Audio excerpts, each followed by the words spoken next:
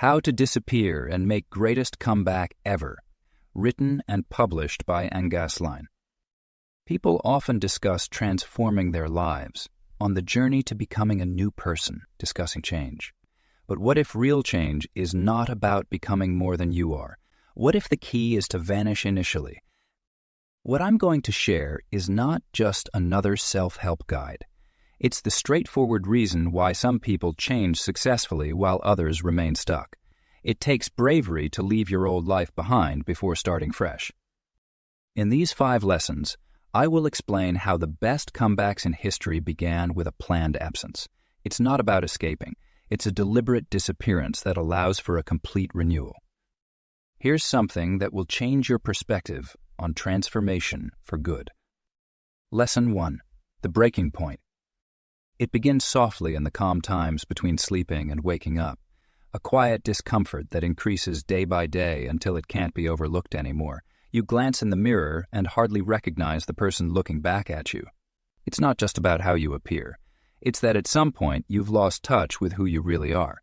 This is the moment when you see that you're following a dream that isn't your own. The clues have been present from the beginning. The job you picked to make your parents happy. A relationship you keep because it's what society wants. The way you live because social media made you believe it's what success means. Every choice, made with the best of intentions, has gradually created a life that feels like a borrowed coat. It works, but it doesn't really fit. This isn't about not meeting society's expectations. Sometimes, the breaking point affects the most those who have accomplished everything they were expected to do. You've got the great job, the ideal relationship, and a lifestyle many would admire. Everything seems in place, but there's still something important that's not there. It is possible to achieve success in a life that doesn't truly belong to you, and that understanding can be more painful than any typical failure. What seems ordinary can feel unbearable when it's not your own experience. Every meeting you attend, every conversation you join, and every goal you chase, they all seem like complicated acts in a play you never tried out for. Keeping up this performance feels too much to handle, not because the tasks are hard, but because they don't really belong to you. Disappointment with yourself usually isn't about your true self. It's more about the person you're trying to be. The tiredness doesn't come from making mistakes, but from doing the wrong tasks correctly. You've gotten really good at living a life that wasn't meant for you, and that skill is what's draining your spirit. The breaking point is not a sign of weakness. It is a time of understanding. Your true self is finally being heard above the distractions of what others expect, what you feel you must do, and what you think you should want. This voice is clear and direct, with no uncertainty or delay. It states clearly, this is not your life. These are not your dreams. This is not the way for you. What makes this realization hurt is knowing how much you've played a part in your own absence. Each time you agreed when you really wanted to say no, each time you picked comfort instead of being true to yourself, and each time you exchanged your aspirations for others' acceptance, you were gradually losing who you are. The breaking point is the moment when you can't hold the eraser anymore. People refer to this as a crisis, whether it's a quarter-life crisis, midlife crisis, or any other name that makes it feel easier to handle. This is not a crisis. It's a new beginning. The pain you experience isn't about falling apart. It's about gaining your freedom. The struggle is important for gaining the strength needed to fly, just like a butterfly coming out of its chrysalis. The scariest part of reaching a breaking point is how clear it becomes. You realize just how much you've strayed from your true path.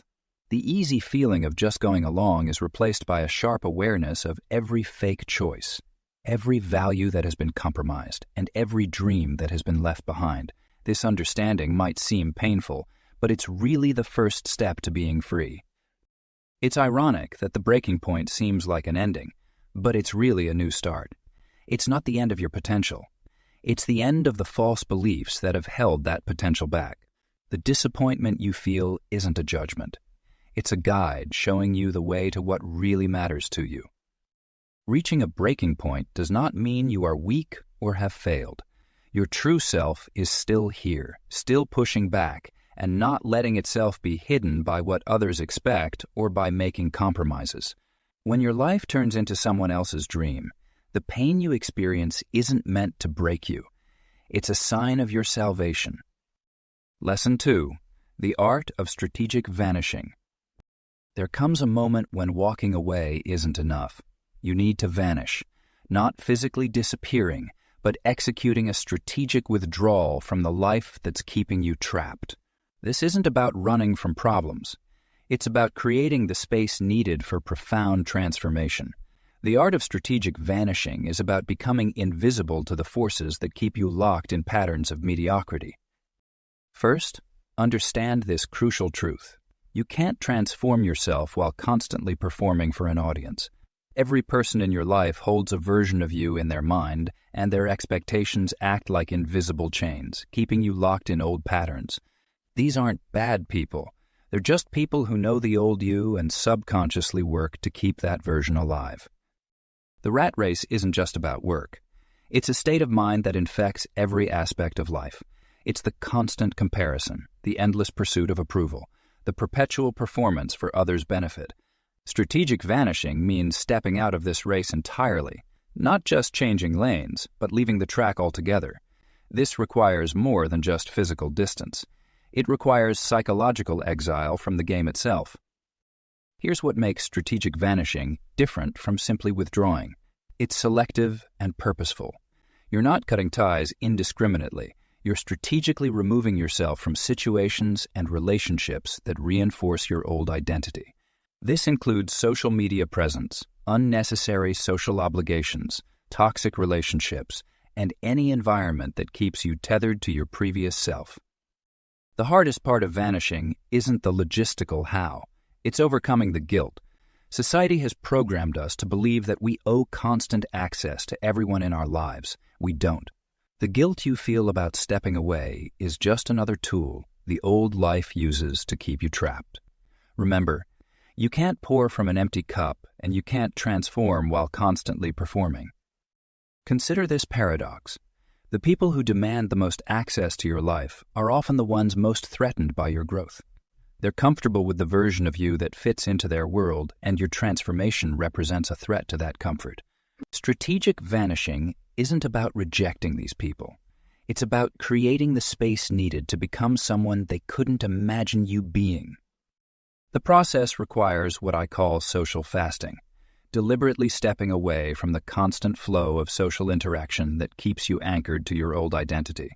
This means becoming comfortable with silence, with being unreachable, with letting people wonder. It means learning to exist without the constant validation and feedback that modern life has made seem essential. But here's the key. You're not just running away. You're running toward something. Every tie you cut should create space for new growth. Every relationship you pause should free up energy for self-development. Every obligation you shed should make room for new commitments to yourself. Strategic vanishing is not about emptying your life. It's about creating space for what truly matters. The digital aspect of vanishing cannot be overlooked. In today's world, true transformation requires digital discipline. This might mean archiving social media accounts, changing phone numbers, or creating strict boundaries around digital accessibility. The goal isn't to become a hermit, but to control the flow of information and energy between your transforming self and the world that knows your old self. One of the most powerful aspects of strategic vanishing is what I call the presence of absence. When you properly execute this withdrawal, your absence becomes a force in itself. People begin to question their assumptions about you. The space you leave creates room for curiosity about who you might become. This absence becomes a form of presence that works in your favor. Remember this. Strategic vanishing isn't about burning bridges. It's about temporarily becoming invisible to allow for metamorphosis. Like a caterpillar entering its chrysalis, you need this period of isolation to complete your transformation. The world will still be there when you're ready to re-emerge, but you'll be meeting it as someone new. The final truth about strategic vanishing is this. It's not just an exit strategy. It's an entrance strategy to your new life. Every tie you cut with your old self is a foundation stone laid for your new identity. You're not just disappearing. You're preparing for the most important appearance of your life, the debut of your authentic self. Lesson 3. Self-Reconstruction. Building version 2.0 of yourself. After the breaking point and strategic vanishing comes the most crucial phase, self-reconstruction. This isn't about minor improvements or surface-level changes.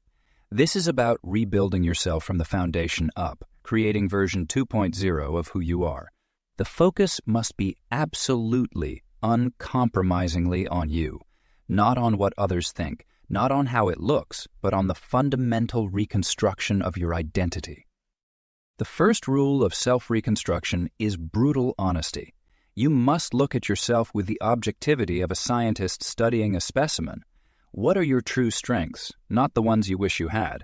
What are your authentic desires, not the ones society programmed into you? What are your real values, not the ones you adopted to fit in? This inventory becomes the blueprint for version 2.0. Here's a truth most people miss about self-reconstruction. You can't build something new while clinging to the old blueprint. Your previous version was built according to everyone else's specifications. Parents, society, peers, media. Version 2.0 must be built according to your specifications. This means questioning everything you previously accepted as just how things are. The focus on yourself during this phase isn't selfishness. It's necessity. Think of it like this. When an airplane loses pressure, you're instructed to put on your own oxygen mask before helping others. This is your oxygen mask moment. Every ounce of energy must be directed toward your reconstruction. The world's demands, others' expectations, and external pressures must take a back seat to this essential work. One of the most powerful aspects of self-reconstruction is what I call identity archaeology. You must dig through layers of accumulated false selves to find your authentic core. This means examining every belief, habit, and preference you hold. Is this truly yours, or is it an artifact from trying to please others? Does this serve your growth, or is it a relic of your old life? The process requires developing what I call ruthless self-focus. This doesn't mean becoming self-obsessed, but rather developing an unwavering commitment to your growth. Every decision, every action, every moment must be filtered through one question. Does this contribute to building version 2.0, or is this catering to version 1.0's patterns? Consider this paradox. The more intensely you focus on yourself during this phase, the more you'll ultimately have to offer others. This isn't about becoming selfish. It's about becoming authentic. The world doesn't need another person living half a life, trying to please everyone. It needs you operating at your highest potential, which can only come from complete dedication to your reconstruction. The practical aspect of self-reconstruction involves what I call the 3 pillars: mental renovation, physical reformation, spiritual realignment. Your mind needs new thought patterns, your body needs new purpose, and your spirit needs new purpose. Each pillar must be built simultaneously because they support each other. Neglect one, and the entire structure becomes unstable. One of the most challenging aspects of this phase is maintaining focus while the world continues its demands. This is why the strategic vanishing phase was crucial. It created the space needed for this intense work. Your energy is finite, and reconstruction requires all of it. Every distraction, every deviation, every compromise slows the process of becoming version 2.0. Remember this. Version 2.0 isn't just about being better. It's about being authentically you. The goal isn't perfection. It's alignment. Every aspect of your new self should align with your true nature, not with external expectations. This alignment creates a power that version 1.0, with all its compromises and contradictions, could never achieve. The final truth about self-reconstruction is this. It's not a destination, but a process you're committing to for life. Version 2.0 isn't final. It's simply the first authentic version of yourself. Once you master the art of reconstruction, you gain the ability to continuously upgrade yourself while maintaining your authentic core. This is how you become not just better, but increasingly more yourself. Lesson 4. The shadow work.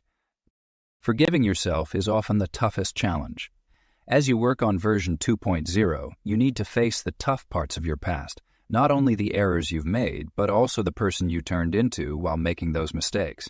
Shadow work involves healing your past to free your future. It can be a challenging process, but it's important for personal growth. It's not only about forgiving. It's about fully freeing yourself from the limitations of who you used to be. First, recognize this important fact.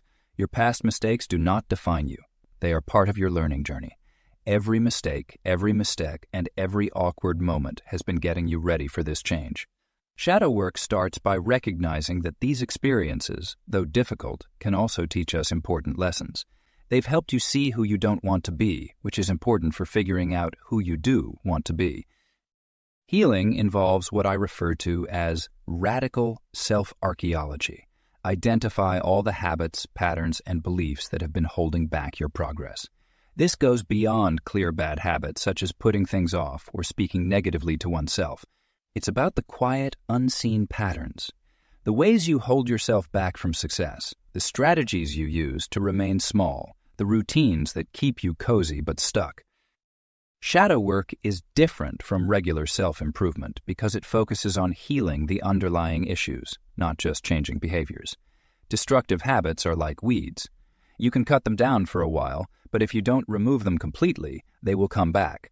These roots often go back into your past, connected to times of pain, fear, or the need to survive. Forgiveness isn't about excusing yourself. It's about freeing yourself from the weight of past regrets. Imagine this: every mistake you haven't forgiven is like a program running quietly in your mind, using up emotional and mental energy that you need to grow. Forgiveness means not saying that the mistakes were acceptable. It's about releasing yourself from their continued control over you. Think about this. The things you feel most embarrassed about can actually lead to your biggest strengths. Your past hurts can turn your sensitivity into remarkable empathy. Your stubbornness that led to conflicts can change into strong determination. Shadow work isn't about getting rid of these traits. It's about transforming them into strength. Shadow work includes what I refer to as pattern interruption. Pay attention to your own actions and notice when old habits start to show up again. This is not about being perfect. It's about being aware. Whenever you notice an old pattern trying to take over, you can choose to create a new one instead. A very effective tool in shadow work is something I refer to as future forgiveness. Rather than only forgiving your past self, you also offer forgiveness to your future self, who will surely make new mistakes. This helps people feel safe to grow and try new things. You're not aiming for perfection. You're aiming for authenticity. Changing habits means realizing that every harmful behavior used to have a reason behind it. Your tendency to please others kept you safe from being rejected. Your desire for perfection protected you from being criticized. Your delay kept you from taking the chance of failing. Recognize these past purposes with thankfulness, then intentionally select new, healthier methods to fulfill these same needs. Keep this in mind. The purpose of shadow work is not to transform into a different person. It's to embrace your true self by healing the aspects you've been concealing, rejecting, or struggling against. If you ignore parts of yourself, it creates a gap in your awareness, which can hold back your strength and possibilities. The main point of shadow work is that it isn't about achieving perfect healing. It's about creating a new understanding of your imperfections. Version 2.0 has its imperfections, but it is genuine. It's not about avoiding mistakes forever. It's about having the ability to learn and improve from each one without being overwhelmed by shame or stuck in regret. Lesson 5. The Phoenix Principle. Rising from your own ashes. Reemergence is more than just coming back. It's like starting anew. After reaching a breaking point, disappearing strategically, rebuilding, and doing some inner work, the next step is the careful return. This is not about returning to your previous life. It's about becoming a completely new person. Your return should be impressive and meaningful, just like a phoenix coming back to life. First, recognize this important fact. Timing matters a lot. Coming back too soon before you've fully changed is a big mistake. This is not about being perfect. It's about being steady. Your new identity, habits, and boundaries need to be strong enough to resist the pull of your old life. You will face challenges right away, so be prepared for your change. The reemergence phase needs what I refer to as selective visibility. You don't go back to everything and everyone all at the same time. You carefully decide where, when, and to whom you show yourself again. Every interaction is a chance to build and strengthen your new identity. This is not about being overly dramatic or secretive. It's about safeguarding your change while letting others see it. Think about this. The more fully you change, the less you have to say about it. True change is evident on its own. Your fresh energy, limits, and approach will express themselves more strongly than any words can. Premature reemergence can be risky. If you find yourself always needing to explain or justify your change, it likely means that the transformation isn't fully finished yet. Reemergence is about what I refer to as identity anchoring. Whenever you engage with the past, remain grounded in who you are now. It will be easy to fall back into old habits, particularly around those who knew you in the past. Your new self should be so strong that going back to the old self isn't just something you don't want, it's something you can't do. The way proper reemergence impacts others is very significant.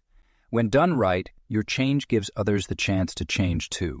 Your presence alone shows that deep personal growth is possible, so there's no need to preach or convince anyone.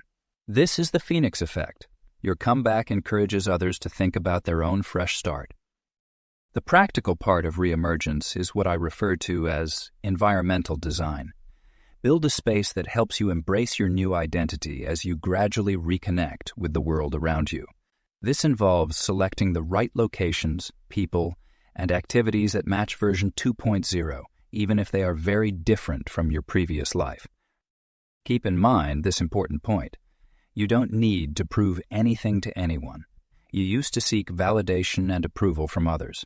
You are complete, confident, and in control of your own path. Your return isn't about putting on a show for anyone. It's just you being true to yourself and the world.